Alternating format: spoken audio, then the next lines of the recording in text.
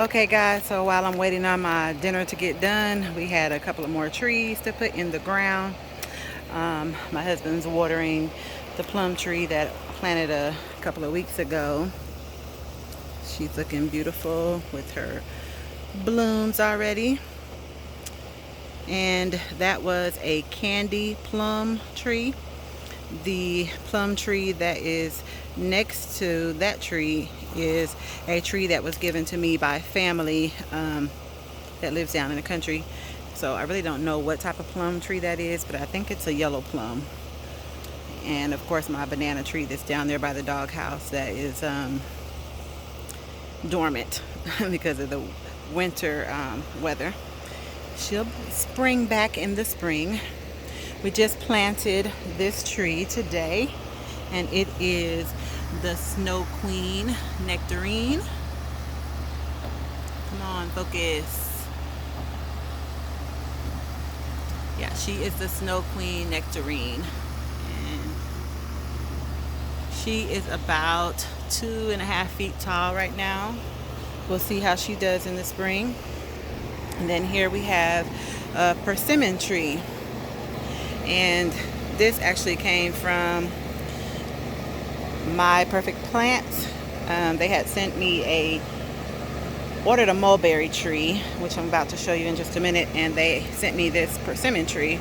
And I could tell right away when I opened the box that it was not a mulberry tree. And they were like, oh, my mistake, you can keep it. We'll send you a mulberry tree. So, free tree. So I'll take it. I don't really eat persimmons, but my mother does, so there it is.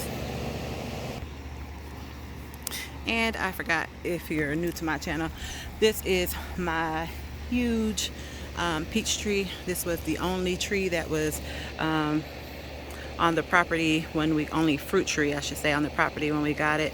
And she is very well established, and she gives us lots of peaches, with the exception of last year. We got some peaches, but they were not very big, and I believe it came to, or happened because of the heavy pruning that we did the year before, because I don't think she had been pruned by the previous owners that had the property before us, because this tree was huge. And yeah, we had to prune it back. So a lot of times after you prune the tree, it takes some time for it to recuperate and give you nice peaches. So I'm hoping this year that we'll get nice big bountiful harvest of peaches. So let's see what we have next. Okay, and so here we have fig tree. And as you see, it's getting some nice blooms on it as well. This fig tree is also given to me by family, and it has grown very well. Don't know what variety of fig it is either. I just know that it is a purple fig. So I'm hoping that it's a LSU purple or one of those. Can't wait to taste them though, and see what's next. All right, now the mulberry tree. This is the mulberry tree. It's grown nice and pretty, and it's also starting to bloom. This is the dwarf ever-bearing mulberry. Doing well, doing well. All right, what's next? All right, on down the line. If you can see it, this little stick right here is our Golden Delicious. She is barely there, but she is there. I'm counting you in. Counting you in, girl. Golden Delicious. And a little ways down, we have the Honeycrisp apple. Honeycrisp. My mom is like, what are you going to do with all of those fruit trees? And I said, I'm going to eat. I think they all think I'm crazy right now from ordering all these fruit trees and planting them. But when we start harvesting from them, then they are going to thank me. So let's see what's next. Okay, so next we have the dwarf comets pear, and she also is about 2.5 feet as well. And I planted her on the other side of the fence because pear trees can survive in moist to loamy type soil, wet soil, whatever you want to call it. So this part of our property usually gets a lot of rainwater, and we have French drains that kind of run down this way. So this area usually stays pretty moist. So pear trees, mango trees, persimmon trees, guava trees, they usually do good in this kind of soil. So that's why we planted this one on the other side. But as you see, new branches, new leaves. It's doing well over here. So that means she is liking her new home, and we're gonna leave her there. So that's the dwarf comets pear. The dwarf comets pear is supposed to put out small, very sweet pears. So this is another variety that I've never tasted and am excited about as well. See what's next. Hey Chico. Hey Chico. For those of you all who have never met Chico, this is my baby. This is Chico. He's a little chihuahua, and he is on the cable today because he keeps running away out of the yard. He found a get out spot and he has been utilizing it. So that's Chico. Be back, baby. Be back. Mommy's showing them our fruit trees.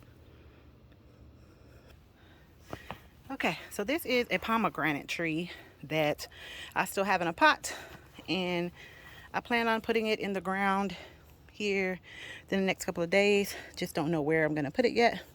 But again, it's starting to bloom, it's starting to get leaves. So we have to find her somewhere to go to. Same with this one. This is a blueberry bush. Gotta find somewhere for my berry bushes to go because I have blueberries. I have my honeyberries soaking in a pot ready to be planted, and I also have some gooseberries. So yeah. Okay, so these are the gooseberries that are sitting in a pot of water. I'm about to pot those up or put those in the ground. Just need to find out where exactly I'm going to plant them because I know they're going to grow pretty bushy, and I need to find the right spot for those. So I got the red variety and the green variety. So that's that. As you know, I have my dragon fruit, my Meyer lemon, which I'm also going to put in the ground next few days because it's starting to get lemons, and I think that it's ready. I think it's ready. My ponderosa lemon, my mango, and let's see. This is my Calamandin Bush, which produces the small, very small clementine-like oranges. And that there is an Abyssinian banana, which can be eaten, but it's more of an ornamental variety. I just like the red leaves on it, so I'm going to plant that in my backyard as well. And it's the lemon guava. She's still tiny. But this here is the Owari Satsuma. So I said I started this one out in a pot, but as she gets bigger, then she will go outside in the back as well. Okay. So that's it, guys. That's my tour for my fruit trees and berries. So just wanted to share that with you guys so you can see how busy I have been in my garden. Got a lot of stuff to plant, a lot of seeds still dropping, and a lot of things to keep me busy. So it makes me happy, and I'm sure it makes you happy as well in your garden.